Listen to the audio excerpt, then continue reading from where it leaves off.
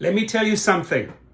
This shows how weak and pathetic the Uber CEO is. He made this decision, right? Uber stops operating in Ukraine due to Russian invasion. Really, so when the going gets tough, right, you just bail. You're bailing on people that are needed by citizens right now, right?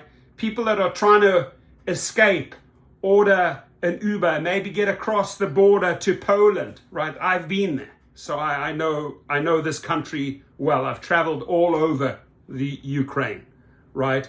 And it saddens me. It saddens me to see what is going on there. My prayers are with the Ukrainian people. They do not deserve some thug moving into their country. I mean, we've never seen this since World War II, right? This is an invasion. This is war, right?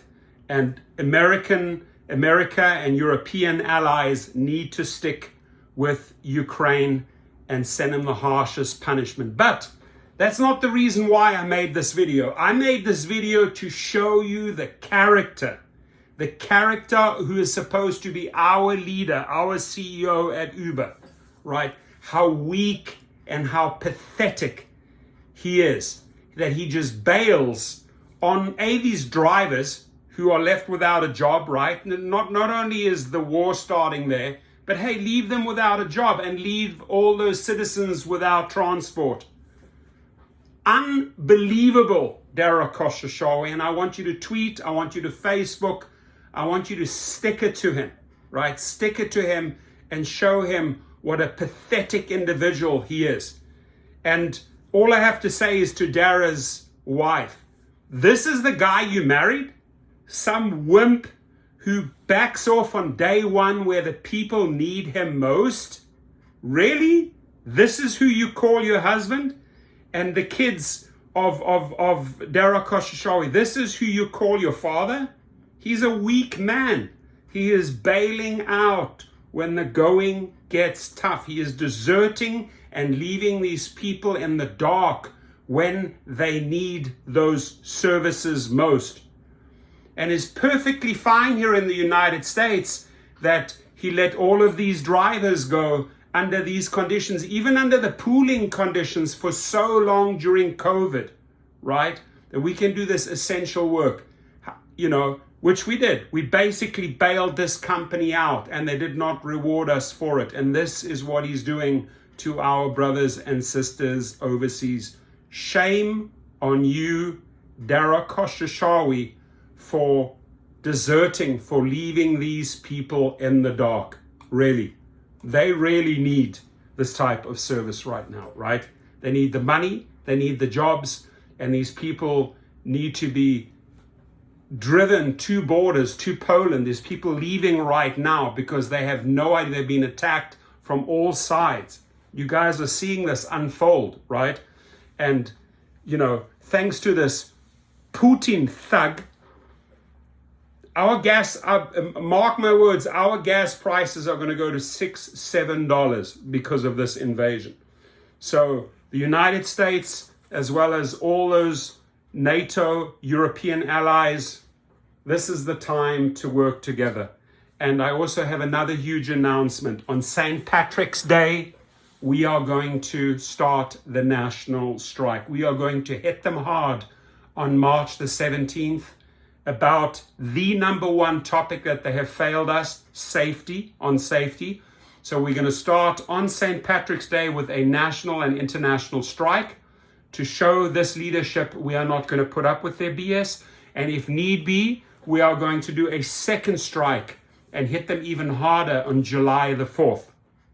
And we're going to couple this with a ton of media exposure, but I'm going to make a separate video on this.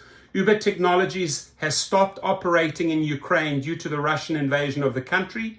The Interfax news agency reported on Thursday. The news outlet noted that a message to passengers in the app reads, Uber rides are not available in this region at this time. Oh, dear Ukrainian passengers, we are going to leave you stranded. Good luck figuring out how you get around. In Lviv, one of the country's largest cities, the app showed no trips were available. That's it. Dara Khosrowshahi just decides switch them off. Switch off all passengers, switch off all drivers. You fucking coward. That's who you are, Mr. Khosrowshahi. You heard me say it. You fucking coward. In other cities such as Kharkiv, the second largest city, a message also noted that the trips were not available. Uber did not immediately respond to a request for comment.